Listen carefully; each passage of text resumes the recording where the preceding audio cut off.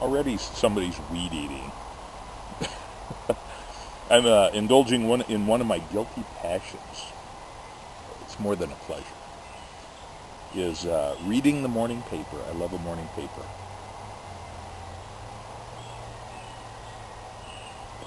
With a big steaming cup of freshly made coffee in my underwear. Life is good. Life is good. To me, it's a great way to start the day. And it's a little personal time too, so it's just a good way to start the day. But like today's Thursday, so for some reason, for all these circulars, pennies, Kohl's, there's usually a Macy's in here somewhere, circular. It's all these people that populate these things. I guess we're supposed to consider these perfect people. They look kind of bored. They look kind of undernourished. They look kind of too young to have a job.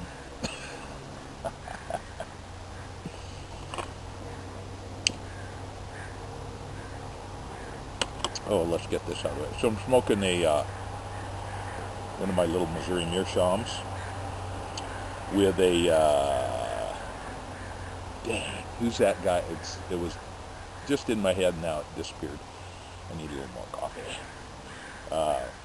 It's an aftermarket bit, but it's a real nice bit. Costs more than a pipe.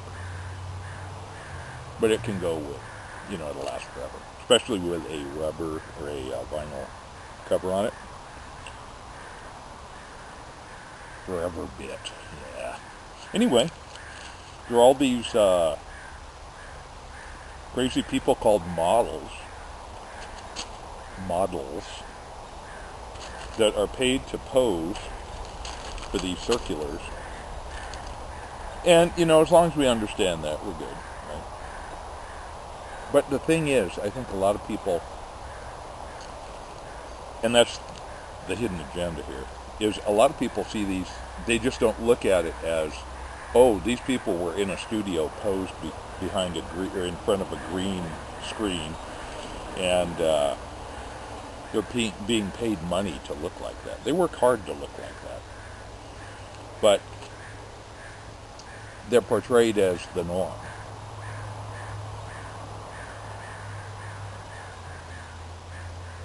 And, that's all fine. It's media. It's the advertising business. It is an industry designed to manipulate and deceive for an end. And that end is to make you buy that swimsuit or whatever. So, okay, as long as we know that. And that's where it breaks down. I think people just kind of go through here, blah, blah, blah, look at the ads. Oh, that's what's current. I got to be wearing that if I'm going to not be criticized by my friends. Blah, blah, blah. And they just kind of ingest it. And you know what? It's toxic. Because it creates these unrealistic expectations of what you're supposed to look like. And it's almost verging on sick. But that's just my 2 cents worth. So, see, that's the thing about this. You get little tobacco spatters. I drip coffee all over myself. Jeez. But at least with underwear you can, bleach it, But on a colored, textured shirt, you'd never see it.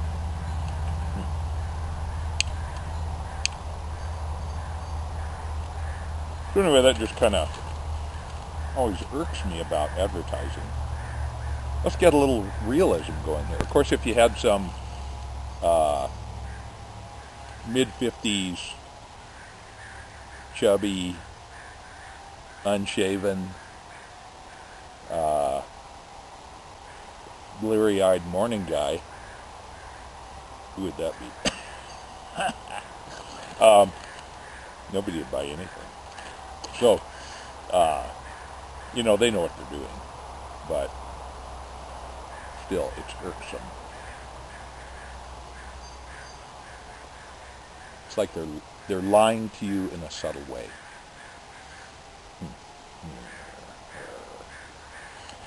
Anyway,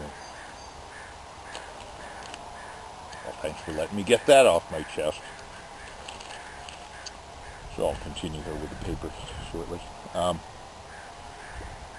So I've got a meeting tonight, and then I'm going to head east of the mountains over to Wenatchee for a fire service conference training thing.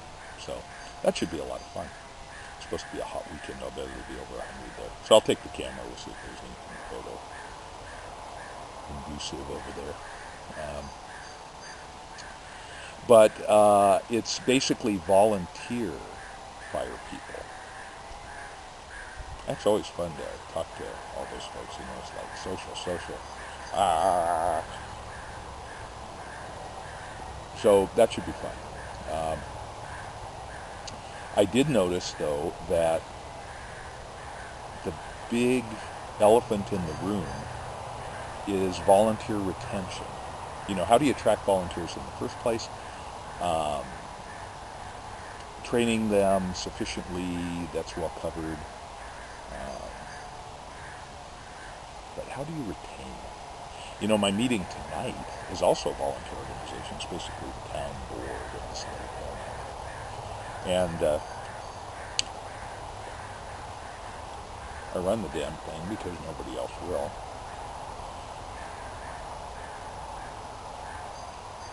So I got an email today from one of our members, and we're only half populated on that board anyway. Well, I don't think I'll be doing this anymore. I've got family and blah, blah, blah. It's like, how do you retain people? We get a lot of people when there's a crisis, or they're upset about something.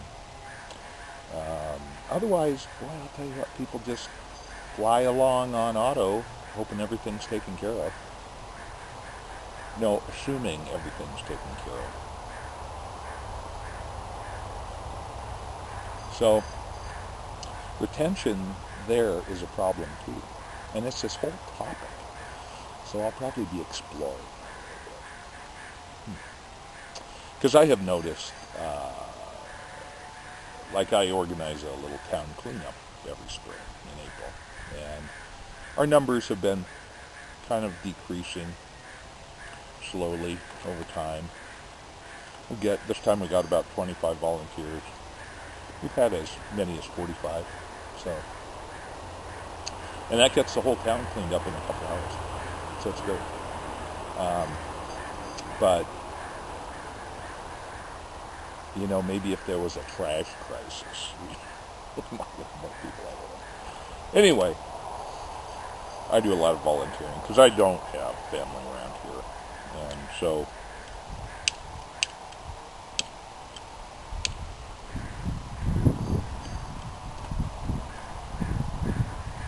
do I have the time? Sometimes I don't think so, but somebody's got to do it, and like this little town board, even if we don't have a crisis right now, you want the infrastructure in place for when something does happen. So, and it facilitates this great dialogue between the county and us, and that's what it's really designed to do. We don't have the power to enact any laws or ordinances or anything. So maybe that's part of it too. People don't feel like, volunteers need to feel needed. They really do. They need a niche. They need oh my gosh, nobody else is going to do that. I need to do that. Or they have a personal agenda. We've had people who start here because they're interested in public office and they kind of move up. Test the water, so to speak. Usually people are motivated by an issue. And so they really care about that issue, whether it's parks, whether it's walkable, bikeable, shoulders on roads, sidewalks in town, those kind of big issues. And that motivates people. But otherwise, yeah, you just don't see people around and about volunteering too much. And I'll tell you what, the government, who's here to help, we're here to help, is pretty inefficient in many ways. And they tend to kind of be in their own little spin, their own little microcosm of information, and they don't, it's work to reach out to the community. But the community has to go to those public meetings, blah, blah. See, I could talk for hours on this. Kind of good for me to be able to talk about it.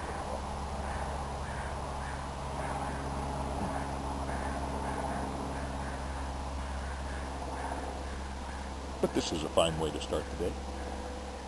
Oh, smoking some classic Samson from McClellan, part of the Grand Oriental series.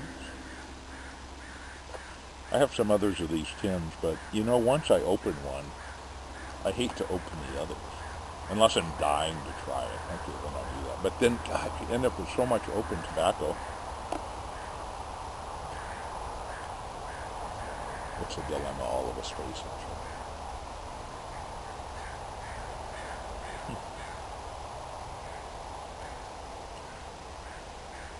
Cops are awesome. They do smoke dry. It's just nice. And there's just something elemental, basic, and right on about a cob.